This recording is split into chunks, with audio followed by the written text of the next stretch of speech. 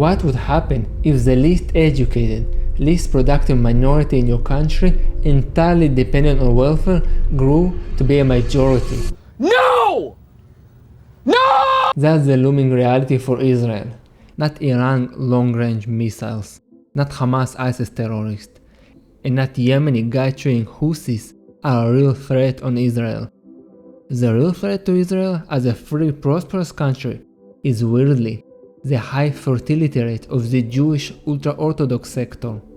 That's right, I said it. It had to be said. Somebody got to say it. In this video, we dive deep into the troubling demographics of Israel, the uncertain future of the startup nation, the dire state of Israeli education, brewing internal conflicts and civil distrust, waves of immigration from Israel, and two critical solutions before it's too late. High fertility rates can be either a blessing or a curse, depending on how the country functions. The biggest groups in Israel are Jews and Arabs, but within the Jewish population there are two broad categories: secular and religious Jews on one side, and ultra-Orthodox Jews known as Haredim on the other. Men don't have to work or do military service. The government pays them to study the Torah. Basically, Israel subsidizes full-time Bible studies. Schools like this, called yeshivas, the center of Haredi life. Yosef Chabo happily spends hours poring over religious texts. Yosef is 27 years old. For him, a secular course of study is as unimaginable as entering the job market. The state helps pay for it, giving students like Yosef almost $300 a month. Along with social benefits, Yosef relies on his wife Esther to support the family. She works 3 jobs while raising their children. And Esther it's not an exception. This is very common in Haredi families, who brings the most children of any sector in Israel. The fertility rate among Israeli Arabs has dropped from 6 to 3 children per woman. Religious Jews have around 4 children, while secular Jews average just over 2 children. Meanwhile, Haredi Jews maintain a high fertility rate of 6 to 7 children per woman. This high fertility rate significantly impacts the demographic composition across generations. If we compare generations every 25 years, we see a dramatic increase in the Haredi population. Among the elderly over 95 years old, Haredi make only a small fraction. In the 70 age group, they are about 3%. In the 50 age group, they are about 6%. Among those in their 20s, the percentage more than doubles to around 14%. And for children aged 0 to 4, Haredi children already make about a quarter of all Israeli children. Official projections for 2065 suggest that Haredim will make about half of all children aged 0 to 14. Economists estimate that the average ultra-Orthodox family costs the public roughly 4,000 shekels per month, more than the taxes they pay. This isn't primarily the allocation for yeshiva or allowances. The significant costs are in education, in health, in infrastructure, in public transportation services provided to all citizens. For example, families with average wages and 2 children are not burdened on taxpayers because they contribute more in taxes than they consume in public services. In fact, non-Haredi Jewish households pay 6,000 shekels more each month than they receive in services. However, Haredi families with 7 children, most of whom have low incomes, place a heavy burden on public resources due to their significantly higher need for services like education, healthcare, public transportation, and so on. The silver lining is that the Haredi sector, compared to other low-income groups, has a very low rates of crime and drug abuse. Haredim are highly active in volunteering and contributing significantly to community services and charitable activities. But the prosperity of the Haredim stems from their frugal lifestyle, enabling them to live on very little money, and the welfare state providing the minimal funds they do need. They have fortified themselves politically against any threat through 3 strategic alliances. 1. Political alliance with the right wing. often called natural partners. They align with Likud to form a coalition opposing the left. Secondly, ironically though, they are ideologically aligned with the socialist left because both advocate for expanded welfare state. And thirdly, class alliance with Arabs, alliance of the weekend is called. Haredim and Arabs are on average the poorest sectors of Israel's society. And external opponents are labeled anti-Semitic, while internal critics are ostracized and are shunned. Can Israel's economy withstand the economic burden posed by significantly expanding Haredi population?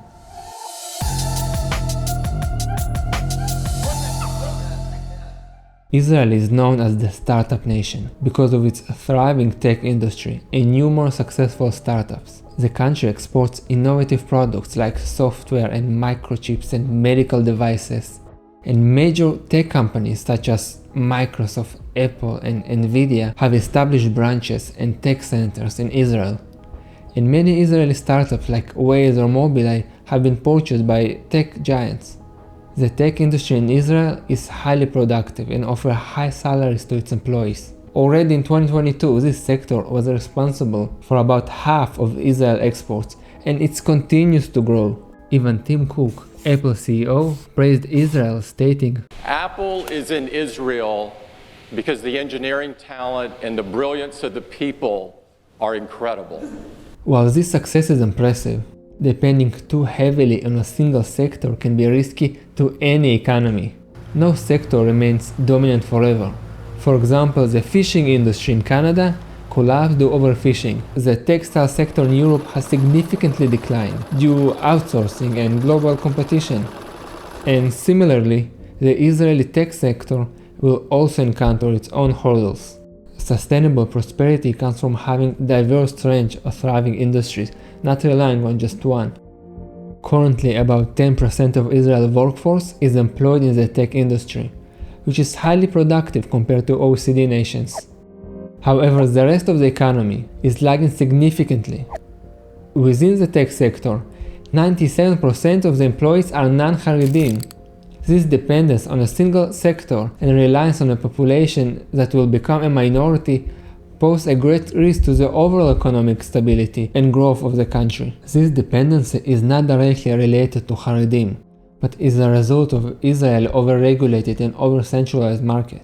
Additionally, there are incentives for Haredim not to go to work, as employment can lead to the loss of rent, the loss of allowances. And the Haredim who do seek higher paying jobs often find themselves unqualified due to lack of relevant skills. And this points to a deeper issue. Israel's education system is failing, particularly in providing appropriate education for Haredim.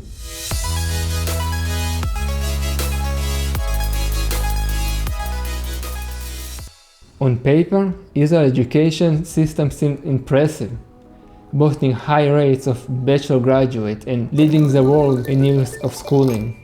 However, these statistics don't reflect the substance and quality of the education. The years of schooling include many of Haredi studying Torah, which doesn't contribute to the economy.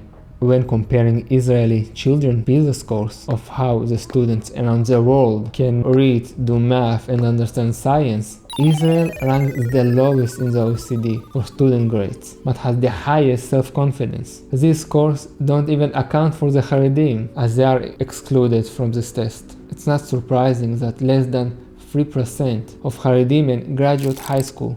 What? About half of Israeli aged 25 to 64 had an academic education, placing Israel second among OECD countries, which is very high. But even though they have studied for more years, the average Israeli worker produces much less value than the Swiss or the German worker. Therefore, many Israelis are very concerned about the Haredi school's curriculum, which lacks subjects like math and science and English. The Haredi community believes that they can succeed without proficiency in those areas, and points to a growing number of pursuing higher education. However, what they don't mention is the lack of basic knowledge creates such a gap that's often too hard to bridge, as 76% of Haredi men and more than half the women are dropping out and not completing their higher education. Israelis need to actively encourage Haredim to enter the labor market, because currently only half of the Haredim men are employed, a significant increase from the previous 20%, but still it's only half. And most still work part-time or in low-paying jobs due to the inadequate education. And the income gaps between the different groups is widening. Only a small minority of Haredi men own substantial incomes, which isn't even enough to offset those working off the books and evading taxes. The stark reality is that even if all Haredim work full-time, Israel will still face economic challenges because their large families and low pay will continue to strain the public resources. This is just one part of the broader issues facing Israeli society.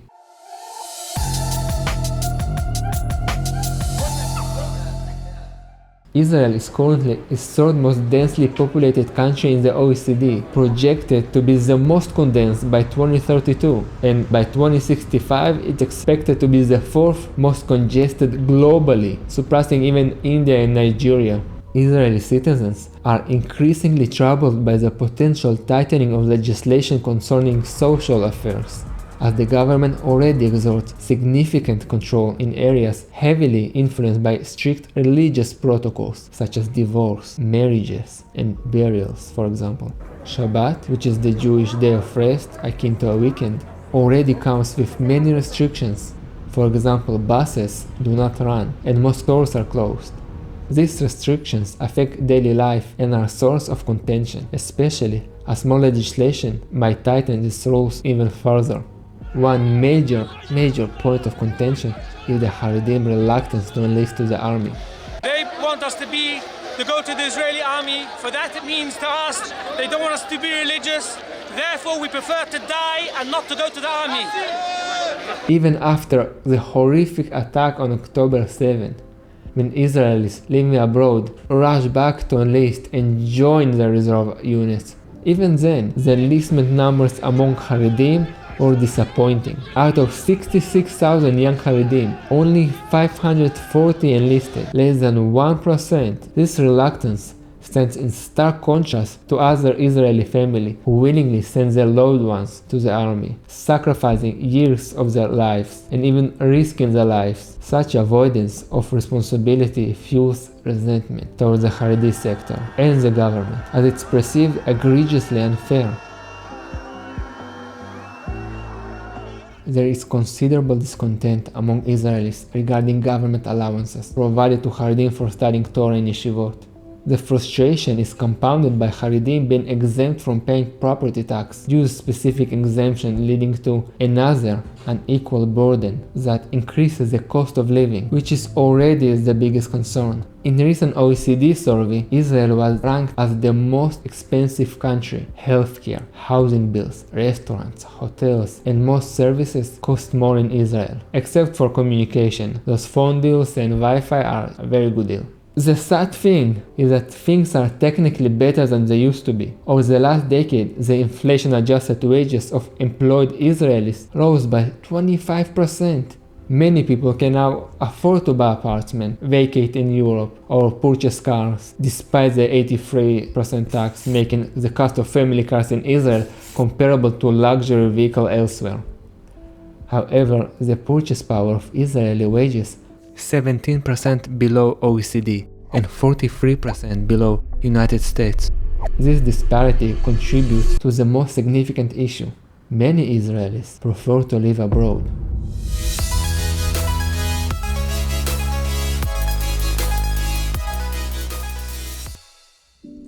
Israel's most remarkable achievement is integrating immigrants from developed countries into the developed economy. Many migrants from countries like Iraq, Morocco, Russia, Ethiopia, with different education levels and different cultures, who by the way don't speak Hebrew, were still able to integrate into Israel's society and economy. On a global level, that's a major success, attracting so many people. But Israel still failed to attract established Jews from developed countries and retaining its own talent. One big reason is the high cost of living and high tax burden on high earners that just pushing skilled Israelis, especially in tech and academia, to seek opportunities abroad. The number of Israeli senior faculty at US universities compared to the total of Israeli universities is significant, with double-digit figures ranging from 10 to 13% in fields like chemistry and philosophy. In high-demand areas such as economics or computer science, the numbers can reach the 20s and even the 40s in business. This trend becomes even more evident when we look at the number of foreign scholars in US universities from other countries. Per capita, Israel still stands out as the leader. The same pattern is seen in healthcare, with Israel leading in the number of foreign doctors in US compared to their home country, surpassing even close neighbors like Canada, a developed English-speaking country. And these graphs don't even include other OECD nations that also attract Israeli talent. While immigration numbers may seem small, the departing individuals are crucial to Israeli future. A 2006-2016 comparison reveals a significant 32% increase in Israelis moving to the US. Even though Israeli economy was growing during this period and the US faced a recession. Besides Israel, the US has the largest Jewish community, making it an attractive destination for Israeli immigrants. Israel's edge lies in its highly skilled workforce, a critical asset for a nation of only 9 million. But this edge threatened by a brain drain. The loss of even 10,000 of people, of professionals with advanced training in engineering, in medicine and research can have a domino effect. Who will drive future advancement if the majority struggles with foundational skills?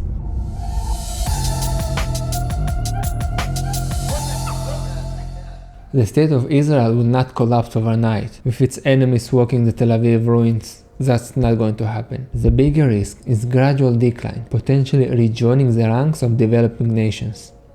So, one solution to ensure long-term sustainability and prosperity, suggested by Professor Dan Ben David, a macroeconomist from Tel Aviv University, strengthen the foundation by upgrading the education system, ensuring stricter school compliance, providing better teacher pay and better teacher training.